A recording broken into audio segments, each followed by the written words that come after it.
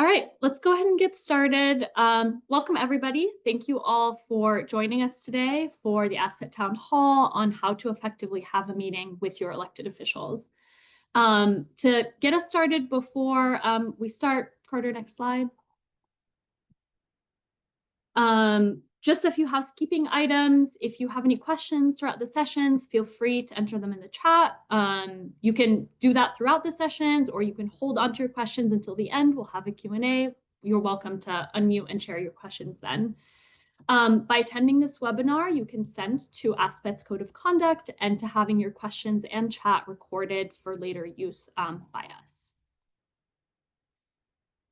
For today's agenda, we will be guiding you through a quick overview of the federal budget process to set us up for why it's important for us to have in-district meetings with our elected officials.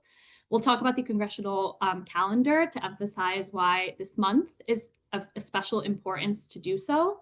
We'll talk about the many ways to advocate for science, and many of which ASPET has provided some resources that we'll share. And then we'll spend the bulk of the meeting or the town hall talking about effective strategies to meet with your Congress in district. And then we'll leave some time at the end for Q&A. Carter, the floor is yours. We'll get through the federal budget process. Thank you and welcome, everybody. My name is Carter Ullman. I'm the Director of Government Affairs and Science Policy here at ASPET. These next few slides we're going to go through, say, relatively quickly, because we could spend multiple webinars and hours really going through the federal budget process. So budget process is similar, and this is where we're just going to go here, is to how you do it in your house. You create a yearly spending plan, sort of like the government. It sets the funding for all federal agencies, including the science-related ones. And really it determines what programs get prioritized and how much they receive. And that's about the end of how this really compares to what you do at your house when you decide to set a budget. So here's the next budget process. Now, each one of these slides is really how it should work in theory and how it's been laid out to work. But as we will see as we go through, this really doesn't happen very often. Typically in March or February, March, the administration will sit down with all of their agencies and everybody puts together their proposed budget for that fiscal year. The administration sort of figures out what priorities it wants to see done versus maybe what the agencies want to see. And then ultimately it goes to OMB and then gets the Office of Management and Budget and then gets sent to Congress. There are three main really buckets that we have in the budget. We have the mandatory spending, we have discretionary, and within the discretionary is where our budget really resides for NIH and the science agencies. And then we have the payment for interest on debt. So as you can see from here, about a third of the overall budget goes to the discretionary pie. So once it comes to Congress, then it gets sent to the two chambers, so the House and the Senate. And both of them have primary budget committees. And within there, they have subcommittees. So there's about 12 subcommittees in each chamber.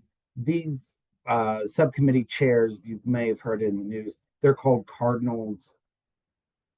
They sort of take what the chairs have decided as the overall budget numbers, and they work it through their committees. So once they get all budget bills approved out of the subcommittees, they go up to the General Committee. General Committee approves it, goes to the House floor. There's a vote, or it goes to the Senate floor, there's a vote. And then if there's any difference between the budgets, they ultimately will hash it out in a conference setting. So all of this is supposed to happen before really beginning of summer, and then we have a budget. It gets sent to it gets sent to the president and signed. That sounds real simple. Um, you may ask, well, what happened to the president's budget? Well, typically the president's budget is said to members, thank you very much for this, and we'll write our own. So the House, as you can see, the 12 appropriators get together by, for this one, September, goes to the House. Before October 1st, you get a budget for that next year starting on October 1. So September 30th is the end of this year's fiscal year. And then it rotates through to September 30th of the next year. So October 1, September 30th is how the government runs. And this was really done back in the 1970s because it used to be the fiscal year, which is standard for most parts, July to June, but they wanted those additional months to hash out, the funding and the budget request so that they could have that additional time. What we have seen over the past couple of years is the appropriations process truly is a mess, and they never get it done in time. So as we approach these deadlines, there's typically what is called a continuing resolution. And for a continuing resolution, it funds government at that current year's rates. So right now in fiscal year 25, it's still being funded at fiscal year 24 levels because of a continuing resolution, and they haven't really done anything to move it. So where we are today is trying to fund the government for fiscal year 26 and deal with the different levels that the House chamber and the Senate chamber appropriators have set. So the House at this time is tracking closer to where President Trump's budget was, with 40% cuts to the NIH budget and science agencies, whereas the Senate has actually increased the budget line by a few $1,000,000, which is, about, I think it's $2 million or $4 million increase there. So you have a very different approach to how this budget has been handled this year. But why does all this matter for an in-district meeting? So this is the congressional calendar, and it's important because it shows when chambers are in session and when people are out. So remember, October 1st, that's for the fiscal year 26. September 30th is the deadline is when government funding runs out. So 11/59/59 on September 30th, funding runs out. So it's important now to start these in-district meetings, attend meetings, because they're all at home. Everybody left DC for the summer. They're now back in your districts so that you can meet with members in your home area. So there are many different ways to advocate for science funding, one of which we'll, again, extensively talk a bit more about, which is taking meetings. But we wanted to point out some resources that ASPET has created. You can scan the QR code or find it on our website if you go to ASPET Advocacy under the Take Action page. These lay out 3 different ways that all of you as scientists and as pharmacologists can advocate for science funding at the level that you're able to contribute. So the easiest, simplest way to advocate for science funding is to send an email to your elected official. Again, that is something you can do in your home district. Um, We've prepared an Action Center campaign. So if you scan the code or go on our website and you click on our Action Center, you'll find a current campaign that is running. We have pre-scripted an email for you. All you have to do is put in your name, your zip code. We encourage you to also edit the message that's already pre-written, to personalize it to you, to share a bit more about yourself as a scientist, because that is also very important. And just click send, and that will send those pre-scripted emails to all of your elected officials.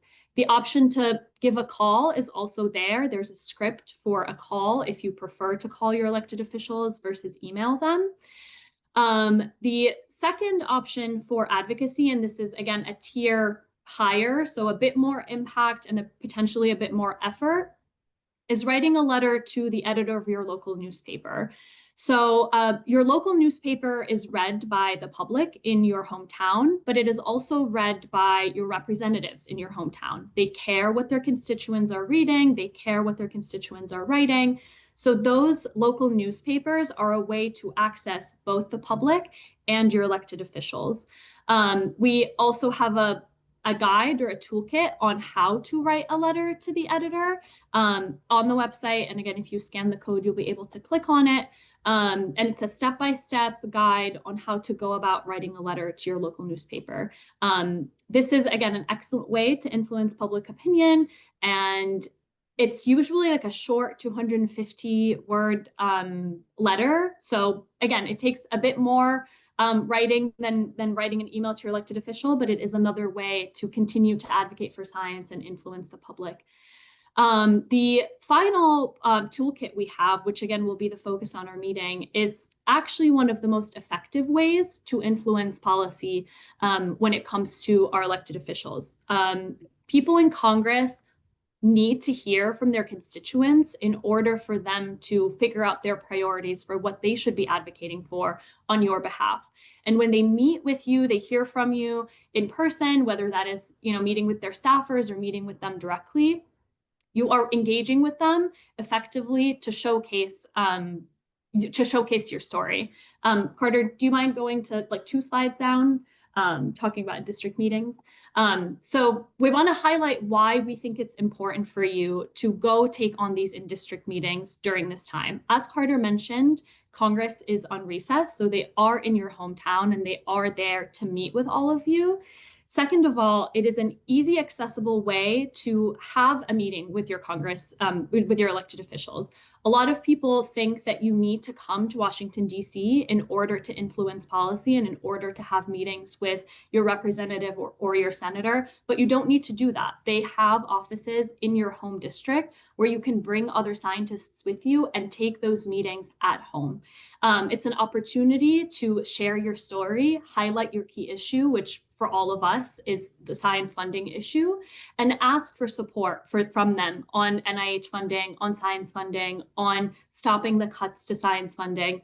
And you don't need to be a policy expert. That is one of the most important things we want you to leave today's meeting with, is you do not need to be a policy expert. As a scientist, you are an expert in your field. As a concerned citizen, you are a constituent and your representative cares to hear from you about the impact of these science cuts, of these funding cuts on your life, again, as a concerned citizen, but also as a scientist who contributes locally in their hometown. So be prepared, and this is what this meeting is about, as well as the toolkits we've provided through the website. If you want to go through those are there to help you prepare so that all that you have to do is just put in the effort to take on the meeting and speak from the heart and share your story. So to take on a meeting, here are the steps to do so. And Carter. So your first step here is really to request the meeting. So this is, one, identifying your senator or representative. You can do it by a Google search. You can go to house.gov, senate.gov, put in your zip code. And if you are in a House district that is on a border, you may be asked to put in, your full address to really get, so it will direct you to your member of Congress. Go on their webpage, typically have a tab that's called contact or request a meeting, and fill the information. Um, they'll give you plenty of options on there how to do, what do you want to talk about. you know Typically it's appropriations, budget, you talk about science, and then that will send it to the district, we'll send it to the scheduler, and hopefully you will hear back. If not, pick up the phone and call the office. Especially if, and they all should have this information, if you're trying to get, a meeting in a certain area. If you live in a large state, you want to be, take it from a certain city, those offices are listed. Call them, say, hey, I'd like to meet with, senator, representative, and or his staff that handle this in the district. And they will hopefully get you time to meet with them. Or they may say, can you just send me an email? Which isn't the world's worst option, but it at least is some engagement for you, to build that uh, relationship. Because that's sort of like what we're trying to do, is to build that relationship, as whatever happens in the district ultimately will rise up to either the staffers in DC, or the congressman or senator will bring it back to DC and give it to their DC staffer to be like, hey, this is an important thing. I'm getting a lot of flack, or hey, I'm getting a lot of support on this issue. I think we need to start tracking it a little more if they already haven't. So on our website, on the Take Action, we have a really nice form, sample request form that you can just copy and paste, fill it in, and send it away. So that's, under the meet with your elected officials in your home district tab. Now, as you can see, it's all very positive. That's one thing that, carry through, is like a positive interaction here, where who you are, you're a constituent, what you are and where you're from, and what you want to talk about. Typically that will help them identify, know who you need to talk to, and what your meeting is about. So you got your meeting. Step 2 is to begin to prepare. So hopefully, as you're looking at who your representative, senator are, you're learning a little bit about the member. Maybe you even know the member who is in your district. You're sort of, reading the newspaper, sort of following them on social media. So you sort of know the member, and now you start to do some research. You are all impacted by the budget, but you may want to learn a little bit more about it. We have fact sheets that are available for you to customize. You'll see this a little later on. Prepare your personal story. Really know why this issue matters to you and your community, really to show the member why it should matter to them. They may not be on appropriations, but their vote's going to count at some point, because they're going to have to approve this request as it moves through the system.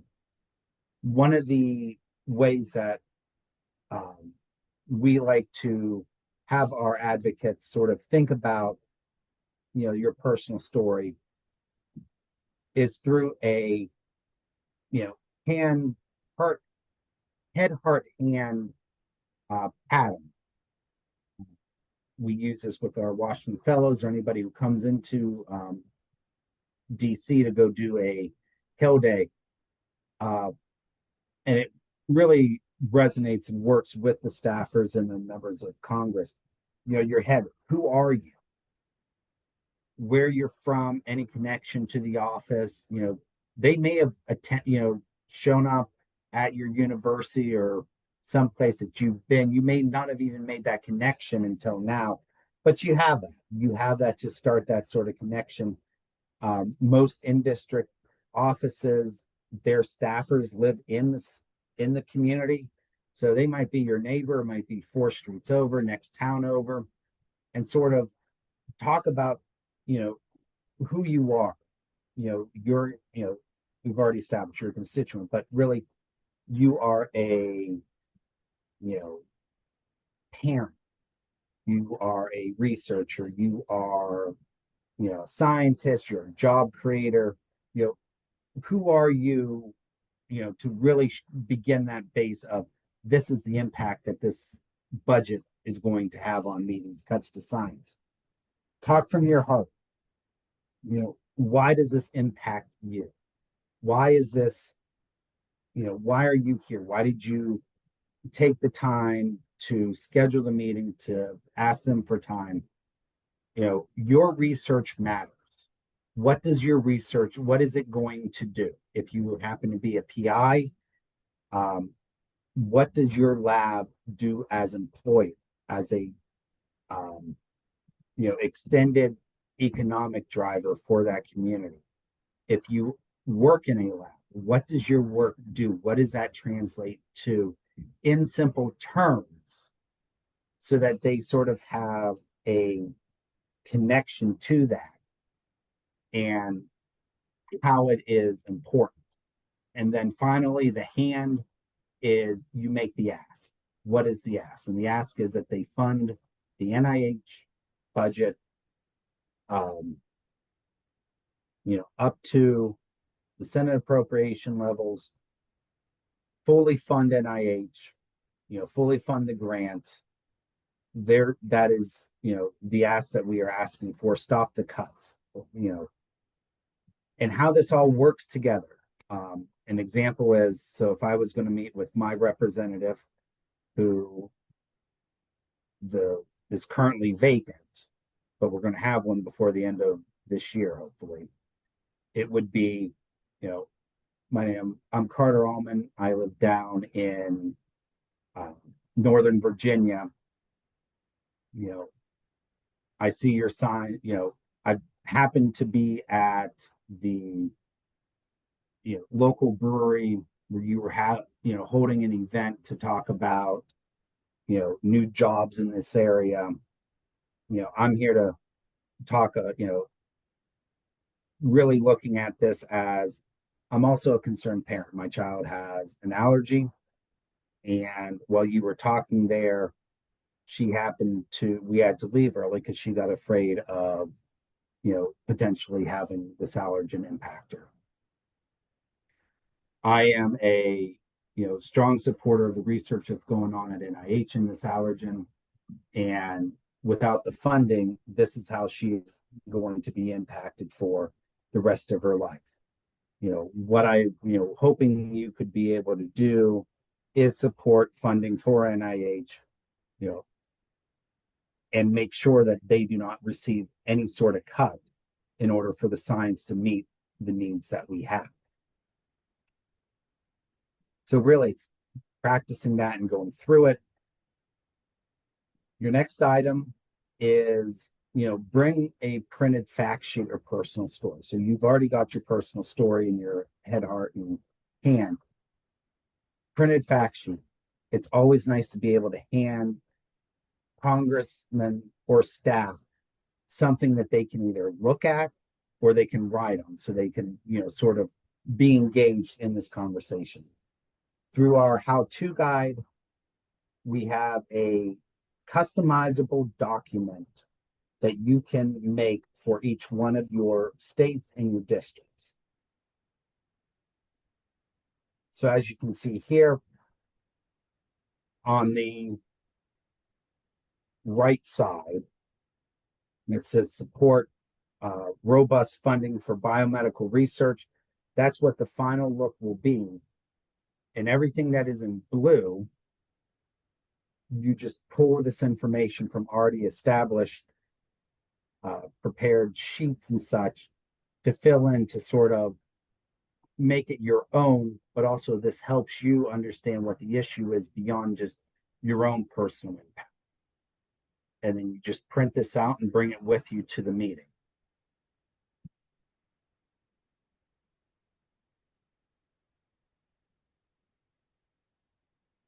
Your next step in the process is bring along your friends. You know, it's scary doing these meetings one-on-one. It is intimidating, especially if you're starting out. But if you bring a couple friends, you practice once or twice, it becomes approachable, and it's something that you can do. So, invite other scientists, other people in your lab, you know, others in your community that are impacted by this science along with you.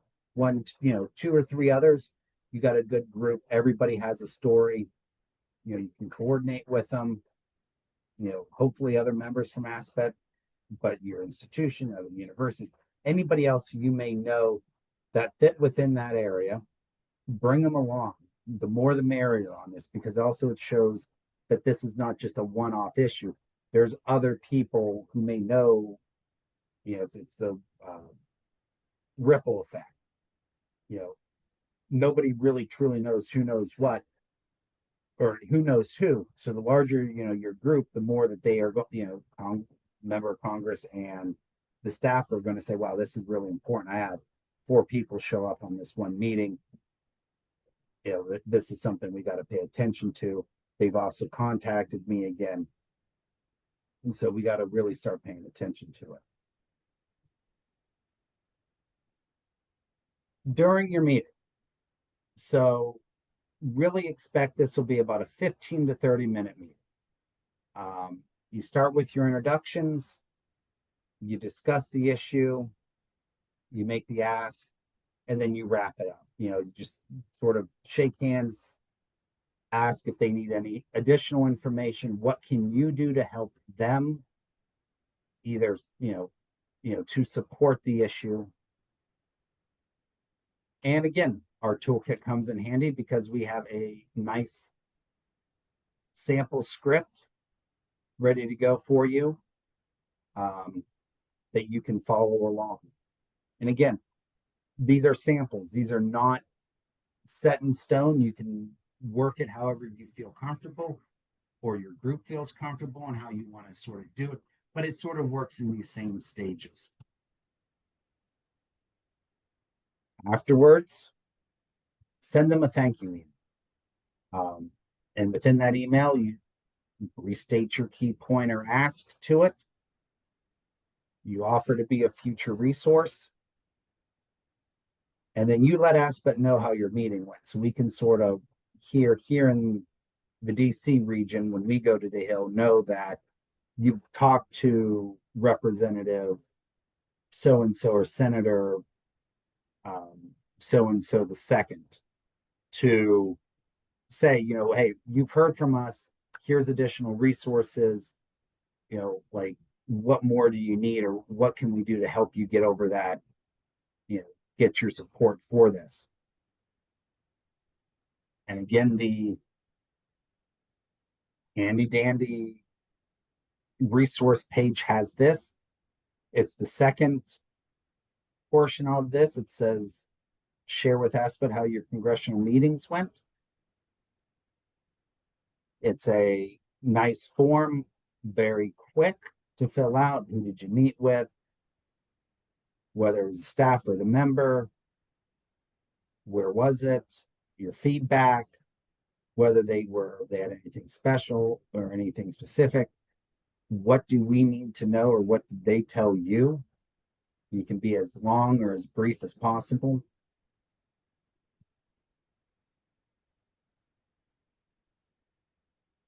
And then, Mara, if you want to hit the tips. Yeah. So as Carter was saying earlier, the be yourself and speak from the heart, the more authentic you are and, representing yourself, you share what your concerns as a concerned citizen, as a constituent, the better your meeting will go. Make sure you take notes because, again, when you report back to us how your meetings went, that information helps us evaluate our policy priorities, how we need to navigate our own interactions with Congress. So when you take notes, you are able to report back to us in more detail, so we encourage you to do so. Ask them questions. Again, going back to what do you need from the science community? What do you need from the scientific society? How can I, as an individual, be a resource to you as a member in helping get over this hump or getting this ask to be moved forward? No partisan politics, that's very important. And no mention of voting or donations. You do not want to come off as somebody who's trying to bribe your elected official when you're trying to meet with them. You are there to advocate for your cause and ask for the thing that you think will benefit your issue. So try not to bring up other partisan politics or mentioning of the fact that, I'll vote for you, I won't vote for you, I donated to your campaign. That is not the time to speak on those issues. And then final word, we've said this before, you don't need to be a policy professional in order to make an impact.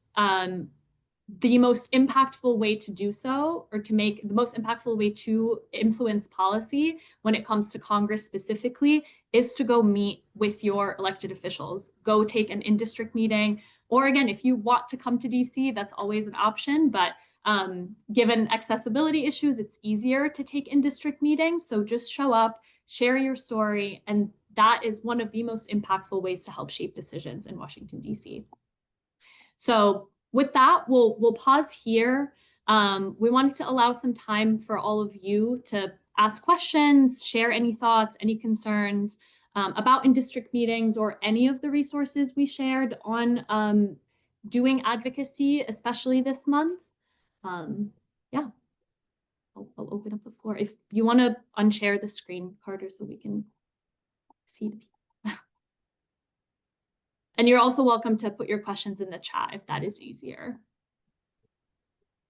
Tamara, we have one in the one that's come through already. So what happens if your member doesn't want to take a meeting? What actions should you do if you have one of those that will not take a meeting with you? So depending on if did they not take a meeting and allow you space to send an email, or did they not allow you to send an email? Did they just like never respond? I assume they're going to allow you to take an email. I mean, we set this, it's a very good question in the way that, I guess the whole presentation here was getting you to the meeting, in person. Mm-hmm. But, can I just send the email and mark that up as a win, or how would you approach that? You can also always work on the fact sheet that we have provided, print it out, put in the information, and stop by the office and be like, I wasn't able to schedule a meeting. The schedule was too busy, whatever it may be, but here's some information I'm going to leave with you as a concerned scientist about what is happening with science funding. If an email is not an option, so you can either send an email, you could drop off a leave behind folder with some fact sheets about your concerns. So that is also an option if you're not able to schedule an immediate meeting. We also got another question in the registration. How do I get people involved who care but are shy in social situations and individual interactions?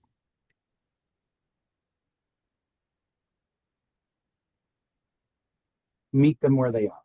I mean, advocacy is equated to a muscle group. If you don't, you don't immediately walk out and start running a marathon. You take little steps, you take incremental steps. So, meet your individuals where they are. So if they don't like in-person interaction, but they're really good at, sending emails, great. Maybe move them from responding to the email. Maybe they're very eloquent and they can write an op-ed. Mm-hmm. Take them there. They're still not doing that sort of face-to-face, we'll say more of that truly direct interaction. And I would say the other thing is bend to go to their strength.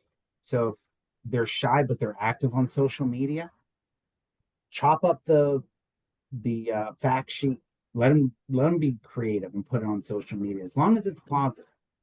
As long as it is put in a positive light, they can do what they want to, or they're excited about it. I will also say there is an element of, like people think that they have to, like Carter was saying, like run a marathon immediately when you're like, oh, you should become a science advocate. That means you should go take an individual meeting by yourself as someone who is shy and avert to social interaction or social situations. That is not the case. Go with your lab. Like if you are a PI and you have a trainee who is a little bit more on the shyer end, bring them with you to a meeting. They don't really have to speak at the meeting, but being present in a meeting and seeing how easy it is, how actually it's not an intimidating process to go through, they might be more encouraged to encourage their peers to do the same and take a group and go on their own. So taking that step, encouraging them to sign up for a Hill Day through their like through ASPET or a society, or like things like the Rally for Medical Research, going with a large group of people where it is a cohort. It feels like a lot less pressure on every individual to speak up in those meetings. So it can create that environment of getting used to how easy it is to have those meetings, and therefore empowering folks to take on meetings in the future. So that's another way it's a lot less intimidating in larger numbers. All right, we have one in the chat. What if your representative asks, what is the risk to biomedical science if NIH does not fund to appropriations?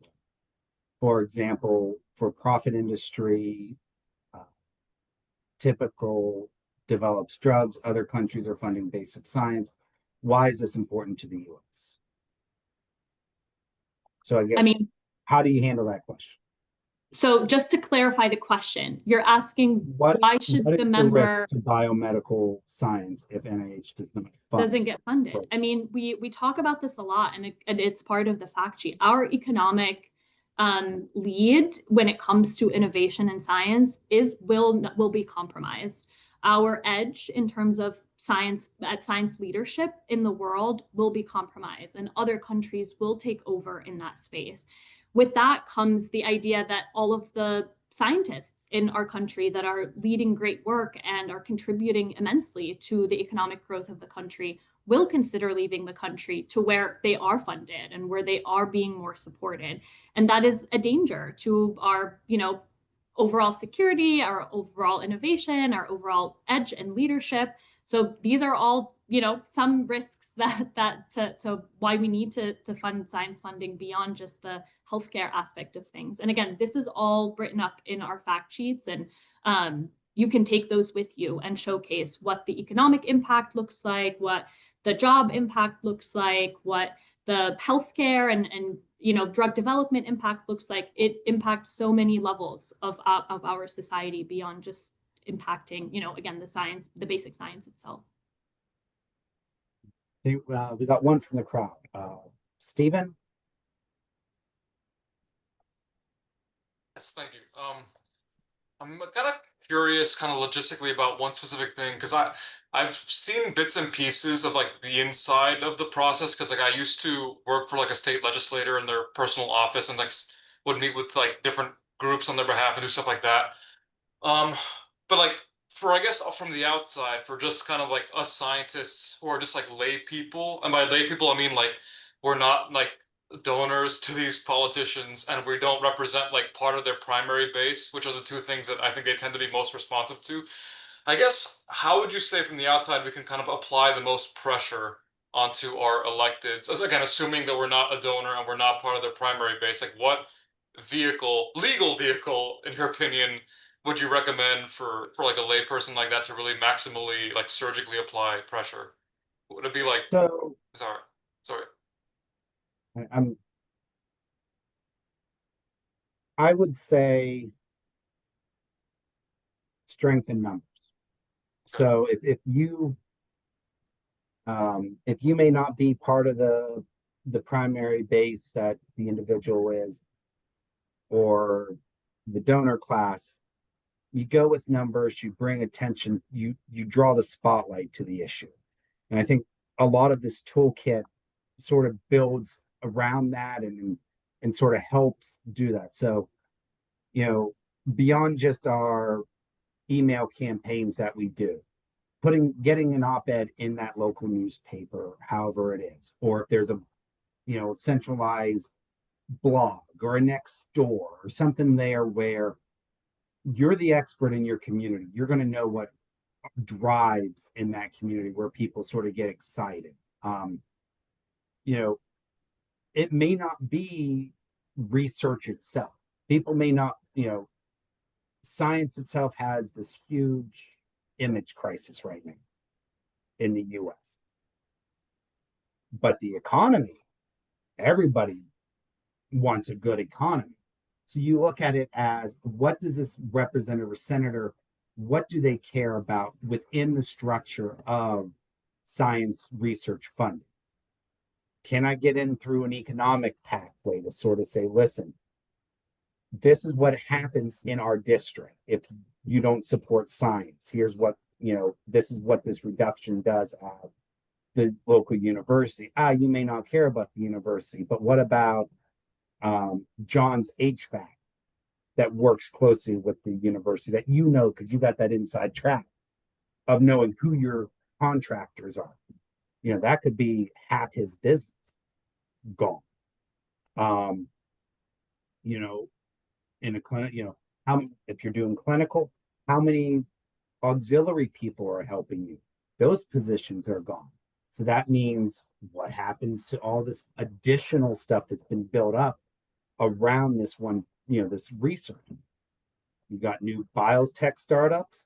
There's another one. So it really compounds on that economy, and not so much, science research is like the node that everything sort of comes off of.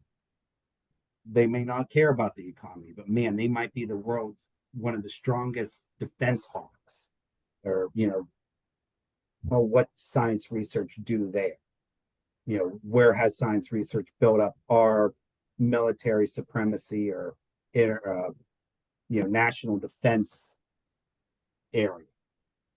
Talk about national interest. If we're not developing it, somebody else is.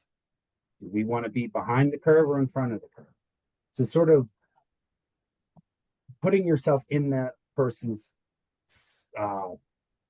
mindset to sort of say, okay, how do I make this work to get in and to have this conversation where they're not going to take the traditional path of saying, okay, I can support science, but but it ultimately be like, yeah, we need a stronger economy. This is for, I'm going to support, the economic, the whatever interest they have around to get to us to say yes. I think beyond also these, again, immediate meetings with your staff, the influencing the public and getting the public to also understand the impact of science funding on them, there is a huge gap there. So, the op-eds, the letters to the editor, but also showing up as scientists to public town halls that your representatives host. A lot of people from a wide variety of areas of life and walks of life go to these town halls, and going up there as a scientist and explaining that cutting this much money to NIH will influence the coffee shop down the street from this university, and it will impact the people who work at this coffee shop, and it will impact the HVAC person who comes to work at this space. These are conversations I think we as scientists have a lot internally that I don't think are translated to the average public who are not scientists.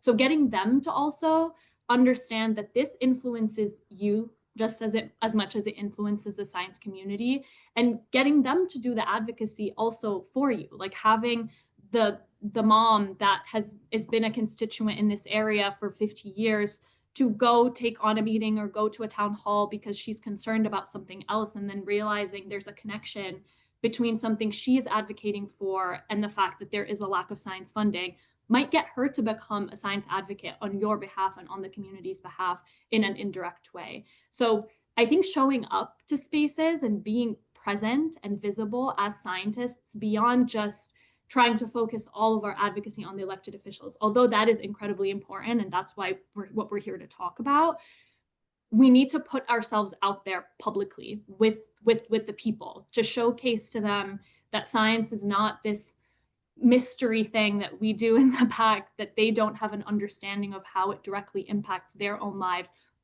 beyond just the healthcare aspect of it. We hope that answers your question. No, it does, thank you. Helen? Yeah, absolutely. I just wanted to be part of this conversation and maybe share my experience to encourage anyone who, like me, is new to science policy and advocacy. The experience I had from Washington Fellows program that I participated in has really helped open my eyes to a lot of things that is going on in the community that people are not aware. I would like to emphasize on science communication, because when I did my Washington Fellows program outreach project, that is what really opened my eyes. And a lot of people that attended were like, how come we don't know about this? We really need to reach out to the, to the public, the people in the general population to actually understand how science cutting funding to NIH would actually impact the people in the long term. During that presentation, I was able to show how $1 funding in NIH actually goes a long way to provide job security to people in the local community. And we're taking that conversation further. And if you are uncomfortable, or maybe you don't have any experience, what I would suggest is look for local maybe organizations that actually support science policy and advocacy. I was able to find one in my state, and I was surprised at how much they were already doing. And there are many opportunities to be part of that conversation and contribute. And they're actually, in my state, they're actually starting a science or thinking about starting a science policy fellowship. And they have found some representatives who are actually promoting this. So if you are uncomfortable or don't know how to go about starting, I would, strongly encourage and suggest that you go in whatever locality you find yourself and seek for local organizations who are actually doing the same work. And I think you would find people that have common interests to push this forward. Thank you, Helen. This is great advice. We have another question in the chat. Thank you for speaking about town hall. Would you suggest calling or setting up a meeting or sending an email prior to bringing up the issue at the town hall? So we're going to interpret this as your member of Congress has an established town hall that you want to attend. Typically, they will let you know how this works. So they'll have either you have to submit your question ahead of time, or they'll just do a general call and you just stand up and you go and you speak. So if you, depending on what it is, so if it's submit your question, submit your question, how are you going to support or, the, appropriations or, spending for NIH, and if they don't answer your question during it, that opens the door that you can send the email and say, submitted this question, you guys really didn't comment on it or approach it. I'd like, can we get a meeting together? I'd like to show you, discuss this further with you. Here's the fact sheet on this impact, and happy to talk to you more. If it's a general, call it jungle free-for-all type deal, just go up there and within the amount of time that you're allowed, just give them your statement, like, hey, you need to support NIH funding because this is what it's going to do to the community if it gets cut. And then, go from there. If you get a positive response, follow up again. If you get a negative response, follow up and say, what can we do? Like, what do you need? And be 100% truthful. You may have some members of Congress that are just anti-science. They don't want to do anything with it. They don't want to do anything with the funding. And that's a conversation for a very different webinar or day that, can be had. At that point, you just sort of go and you pivot to see how you can start to educate the community. So whether that is doing, getting an open mic night set up at a local establishment to talk about science and what's going on in science, your research, other people's research, writing op-eds, trying to figure out how to get your message out about science and why science funding is necessary within the community, albeit, hopefully to get that groundswell to move them off of their mark. Let's see, thanks for the amazing seminar. How can international student researcher like me support for this cause? So I would say encourage members in your lab to go and participate. Work with them, for practice. I will say that being an international student, it's sort of right now, ASPET itself is not saying you need to go do any of this. We would, you want to support you want to support this, work within your community, work within your lab, your friends group, help them prepare, have them go out, because you will, depending on the office, depending on where you are, there's a lot of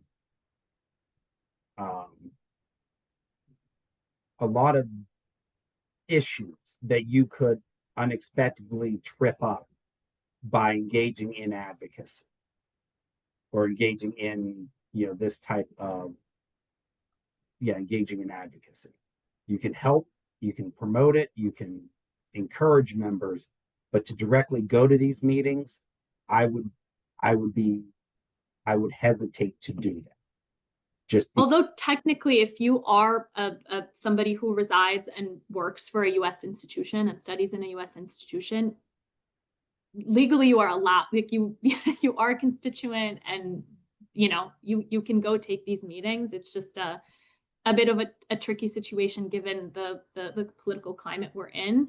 But yeah, like I think maybe emphasizing the science communication and outreach aspect, like reaching into and building with the community so that the aspects of public awareness of science work, even issues of international students and how they're impacted by cuts in science funding and stuff like that. That is an avenue you can kind of reach out, emphasizing less of like the direct interaction with the elected officials and more of the community interaction and community awareness and outreach.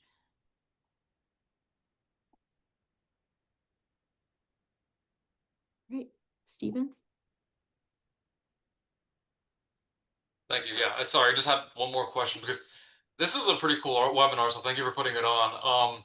I'd only heard about your group ASPET like literally yesterday and registered for the webinar yesterday through like a colleague at Wake Forest.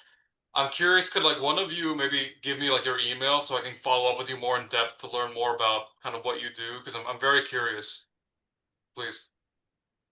Absolutely, yeah. Thank you.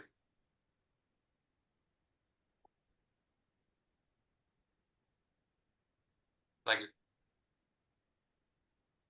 All right, any other questions?